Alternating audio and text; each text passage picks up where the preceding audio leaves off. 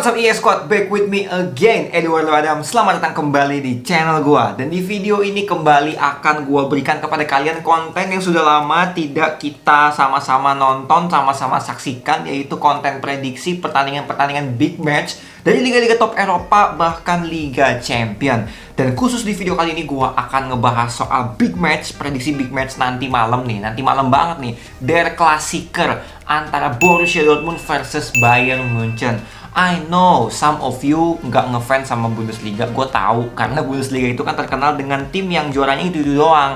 Kalau nggak Munchen, kalau nggak Dortmund, bolak-balik dua-dua itu doang. Tapi menurut gue kali ini, ya karena nggak ada tontonan lain, dan karena faktor kita udah lama nggak nonton bola, jadi menurut gue ini laga yang bisa menjadi obat bagi kita semua, para pecinta sepak bola, khususnya kalian juga ya. Meskipun kalian ngefans nggak ngefans, saran gue sih mending lo nonton sih cuy. Karena ini ini bagus banget sih, pertandingannya bakalan seru banget. Dan ini tuh menurut gue ya, pertandingan antara Dortmund dan Munchen ini pertandingan yang sangat-sangat menentukan gelar juara Bundesliga nanti. Kenapa? Karena kalau kita lihat dari klasemen, ini Munchen di posisi 1, puncak klasemen. Sisa pertandingan Bundesliga ini sisa 7 match lagi. Alhasil kalau misalnya setelah pertandingan ini sisa 6 match. Dan gue udah menganalisa, gue udah lihat jadwal sampai akhir musim. Itu menurut gua sih, nggak tahu menurut lu gimana. Makanya gua mau ajak kalian untuk ngeliat jadwalnya, terus kalian kasih prediksi di komen. Menurut lu, kemungkinan siapa yang bakalan jadi juara Bundesliga? Karena kita tahu, di tengah pandemi kayak sekarang, otomatis faktor penonton, faktor atmosfer stadion yang biasanya sangat-sangat menentukan, ini jadi nggak akan ada lagi gunanya, fungsinya. Karena kan nggak boleh ada penonton, tertutup. Jadi bener-bener kayak sparring doang, dan itu feel-nya beda banget. Jadi ini murni, bener-bener udah nggak ada lagi yang namanya cywar. Karena kan penonton itu bisa membangkitkan cywar gitu, lu jadi semangat, atau misalkan lu jadi down, bisa juga. Nah tapi karena nggak ada penonton, otomatis skill individu dari setiap pemain, dan juga taktik instruksi dari pelatih itu sangat-sangat dibutuhkan di match-match kayak gini. Makanya menurut gua, ini jauh lebih tricky ketimbang pertandingan-pertandingan normal yang ada penontonnya, itu menurut gua. Nah, jadi kalau gue lihat nih, menurut gua potensi laga yang bakalan menjatuhkan buat Dortmund tuh cuma satu. Itu pun pas kalau nggak salah tuh 2 pertandingan terakhir deh. Itu cuma pas lawan RB Leipzig tanggal 20 Juni. Menurut gua, kalau misalkan keadaan normal ya, maksudnya pemainnya nggak ada yang cedera, segala macam komplit lah gitu, menurut gua yang bisa berpotensi menjegal lajunya Dortmund ke title race Bundesliga itu cuma RB Leipzig di tanggal 20 Juni. Nah tapi kalau lu lihat dari match ke depan yang dipunya sama Bayern Munchen, itu banyak yang menurut gue berpotensi untuk menjegal poin penuh mereka. Artinya berpotensi bikin Dortmund itu nggak bisa dapetin 3 poin. Contoh yang pertama, Bayern Leverkusen tanggal 6 Juni. Ada lagi Borussia Mönchengladbach tanggal 13 Juni. Ada lagi Werder Bremen kayaknya nggak terlalu ya. Maksud gue, ya sometimes kadang dia bisa kasih jegalan buat tim-tim gede. Tapi menurut gue sih Werder Bremen harusnya sih Munchen bisa poin penuh ya menurut gue. Karena skuadnya Dortmund kan karena skuadnya Munchen kan komplit banget gitu. Maksud gue bagus gitu, nggak jelek. Wolfsburg tergantung sih. Apalagi Wolfsburg kan mainnya juga bukan main di kandangnya Munchen. Tapi sebenarnya ya kembali lagi gue bilang, mau main kandang-tandang juga sekarang udah nggak ada ngaruhnya gitu, karena kan nggak ada penonton. Nah oke, tadi kita udah ngomongin potensi. Kenapa gue jelasin dulu soal potensi permainan? Karena ini sangat-sangat menentukan siapa yang akan mendapatkan gelar juara dari pertandingan ini antara Borussia Dortmund lawan Bayern Munchen. Karena kalau kita lihat dari head to head 5 kali pertemuan, ini Dortmund bisa gue bilang jago kandang. Karena dari 5 pertandingan terakhir, 2 kali Dortmund main di Signal Iduna Park itu dia selalu menang. Yang pertama tahun 2018 itu menang 3-2 tipis. Lalu yang di tahun 2019 itu menang 2-0 dari Munchen. Nah cuman masalahnya kalau misalkan Dortmund main di kandangnya Munchen, itu kalahnya gila-gilaan pak. Yang pertama 2018 kalah 6-0 Dortmund. Terus 2019 kalah 5-0. Terus pertemuan pertama nih musim ini kalah 4-0. Gila men, gila. Emang Dortmund tuh jago kandang banget kelihatannya. Tapi lagi-lagi nggak ada masalah dong kalau misalkan lu kalah di kandang lawan. Tapi in the end of the season lu bisa jadi juara, ya kenapa? Orang nggak akan inget gitu. Apa lu kalah di tempat gue? Enggak, cuma buat rekor sejarah doang.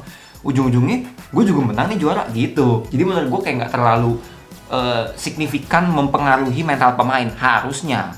Dan apalagi ini kan mainnya di Signal Iduna Park.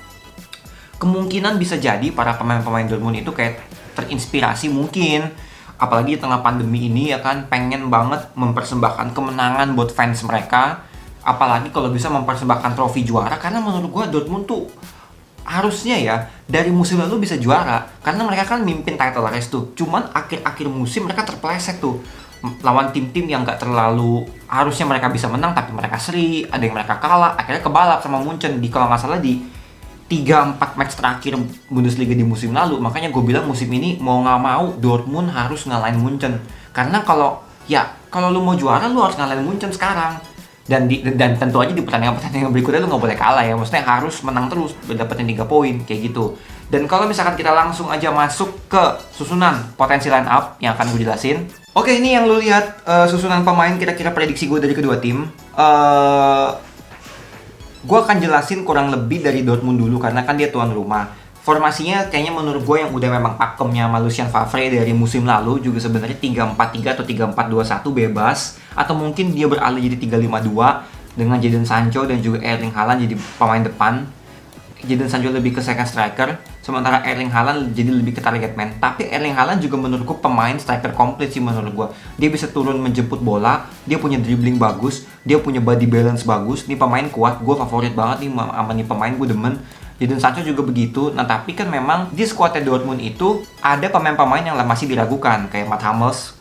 Pertandingan sebelumnya sempat cedera, ditarik. Cuman sih gue sempat baca kata pelatihnya Lucien Favre bilang dia bisa ditampilkan di laga lawan Munchen. Ya semoga sih, gue demen kalau misalkan bisa full squad kayak gitu. Axel Witsel juga gelandang bertahan serba bisa. Menurut gue kalau misalkan dia udah bisa balik bagus. Cuma katanya sih mungkin di babak kedua karena belum terlalu fit banget. Nah Jadon Sancho nih yang gue pengen jadi starter karena udah 2 kali pertandingan Bundesliga yang baru aja dimainin kemarin itu Jadon Sancho masuk jadi pemain pengganti. Menurut gua, kayaknya memang sengaja Lucien Favre itu nyimpen buat di pertandingan ini. Karena menurut gua kayaknya Lucien Favre itu tahu banget kapan dia pengen ngeluarin senjata rahasia terbaik dia di dalam diri seorang Jadon Sancho. Itu menurut gua sih. Jadi ini akan pasti jadi apa ya? Jadi suatu pertandingan yang bakalan seru banget, dan menurut gua memang kekuatannya Dortmund nih memang ada di sini nih, wingbacknya aktif banget sih, Hakimi sama Guerrero. Lu jangan pernah deh memalingkan mata sama 2 wingback ini ya. Kalau misalkan lepas dikit, tusukannya sih mantep, bray. Kombinasinya apa di sama Jadon Sancho di sebelah kanan, Torgan Hazard di kiri. Nah kadang nih antara gelandang antara Julian Brandt ataupun Emre Can ini bisa naik turun posisinya. Nah cuman Emre Can ini kan juga katanya sempat nggak fit. Cuman katanya dipastikan sama Favre bahwa Emre Can ini bakalan tampil dari awal katanya. Kita lihat aja nanti malam jam 11:30 pertandingannya. Kayaknya menurut gue Emre Can akan lebih mengawal lini pertahanan. Mungkin dia bisa gabung ke posisi 4 back skema, atau mungkin tetap 3 back dia ngelindungin di depan sebagai gelandang bertahan mungkin. Nah kalau misalkan yang membantu attack pasti Erling Haaland sebagai striker bersama dengan Julian Brandt. Nah cuman permasalahannya adalah terkadang formasi 3-4-3 ini kan seharusnya formasi yang menguntungkan dari segi 2 skema permainan. Lu kalau mau menyerang lu punya 5 pemain depan, 1 Haaland, 2 Sancho, Hazard, 3, 4 sama 5, ya kan, 5 pemain. Disupport sama 1 pemain tambahan Julian Brandt. Seperti itu. Nah cuman sering kali kalau misalkan mereka kehilangan bola, mereka suka telat turun. Nah ini yang tidak boleh dilakukan kalau skema lu menggunakan skema 3 back. Lu nggak ada urusan kalau lu misalkan kena counter atau misalkan lu kehilangan bola, lu terlambat turun sedikit aja karena posisinya banyak banget yang kosong. Akan susah covernya. Kayak gitu. Itu yang menurut gua kelihatan di pertandingannya kemarin. Kemarin. Pas lawan Wolfsburg kalau nggak salah, gue lupa itu. Itu kan sempet beberapa kali kena counter sama Wolfsburg, cuman untungnya sih defense-nya di sini 3 center back-nya masih disiplin, untungnya. Nah sebaliknya kalau Munchen pertandingan pertama kali nih pas Bundesliga kemarin pas lawan Union Berlin, mereka sebenarnya mainnya agak monoton, nggak kayak Munchen biasanya. Cuman menurut gua fleksibilitas pemainnya ini yang bakal jadi kunci, karena di sini dari posisi pun juga kita udah bisa lihat banyak banget yang bisa saling mengisi. Antara Goretzka dan Muller bisa bertukar posisi. Muller jadi seorang attacking midfield, sementara Goretzka menusuk dari sisi sayap. Nah ini yang masalahnya juga, butuh banget kedua tim ini squad yang prima. Kenapa? Karena kan ada aturan baru nih ya. Lu boleh ganti 5 pemain. Dan kalau kita lihat di bangku cadangannya Munchen, mereka masih punya Kingsley Coman, mereka masih punya Ivan Perisic, mungkin mereka masih punya Lucas Hernandez wingback.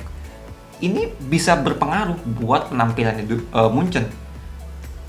Nah, sementara kalau kita lihat Dortmund, ya gue nggak bisa bilang sama ya, tapi agak sedikit banget di bawahnya Munchen. Menurut gue loh, menurut lo gimana? Seperti biasa, tulis di kolom komentar. Itu menurut gue, dan satu hal yang menurut gue harus diantisipasi sama Dortmund, yaitu nih, Thiago Alcantara. Ini orang nih, ball distributionnya bagus banget, akurat banget. Apalagi mereka punya Gnabry, wing yang cepet, Goretzka atau Muller juga. Tapi mungkin kalau misalkan mereka mau memanfaatkan kecepatan banget, mungkin mereka bisa taruh Coman di sisi seberangnya Gnabry. Itu wingnya bakalan nusuk banget menurut gue kayak gitu sih. Nah, kunci menurut gue, kunci dari pertandingan kali ini itu ada pada kedisiplinan taktik dari kedua tim.